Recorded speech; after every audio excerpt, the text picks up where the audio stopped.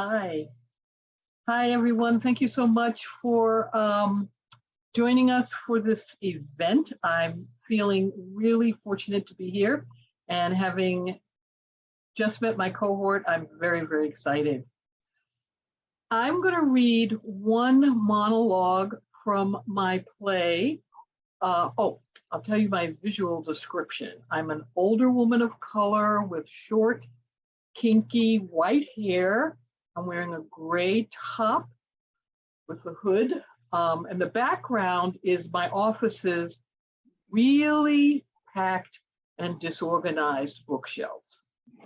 And it looks the same wherever my office might be. I'm going to read a monologue from my play, Waiting for Giovanni. And it takes place in 1957 when the novelist Jimmy, and it's based on the author James Baldwin.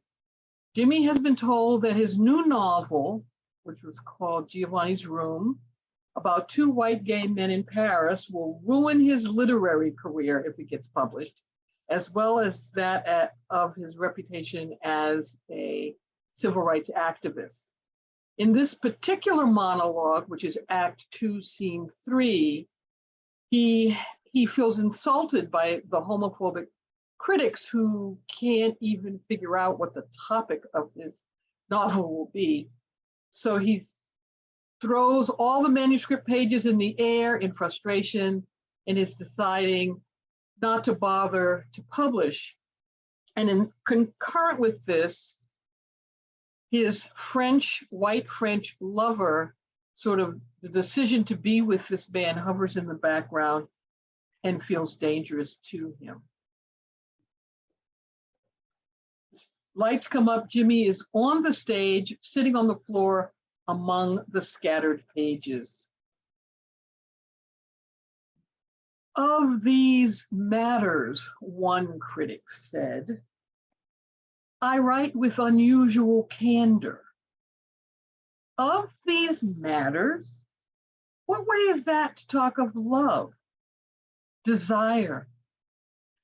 I suppose it's no surprise that some can't talk of these matters at all.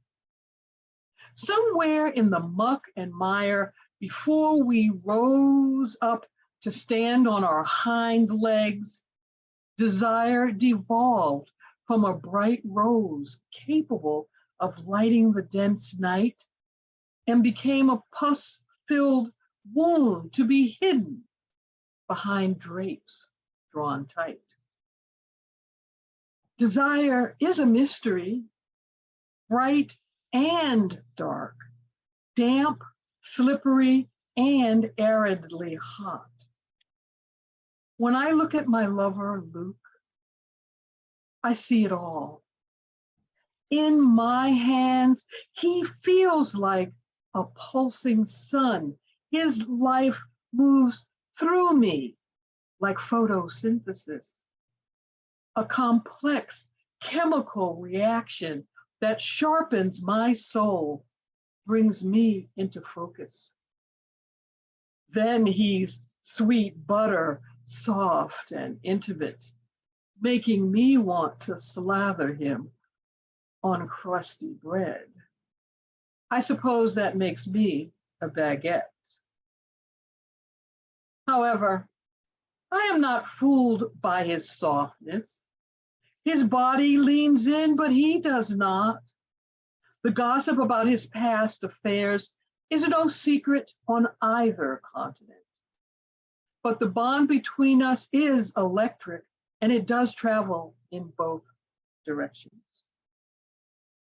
I am puzzled why my brothers insist on their right to stifle this uncountable treasure. I can't be sure if it's simply that they must protest in that Shakespearean way too much, or have their senses been perverted by the way their manhood was brutalized. Slavery, Jim Crow, night shift jobs. But haven't I too been beside them? Apparently not. I must have missed that century and arrived a fully formed flower of desire, disconnected from their struggle, from my manhood, if they are to be believed. I have been too afraid to write of these matters, but I did. I needed to write it, but publication? What should I care if it ever sees the light of day? Whether Richard or the New York Times approves or not, the beautiful men I drink with in bars and cafes will always be there. I need them. And I need Luke more than I need that goddamn novel, don't I? Thank you. Thank you to our interpreters. Thank you to our listeners.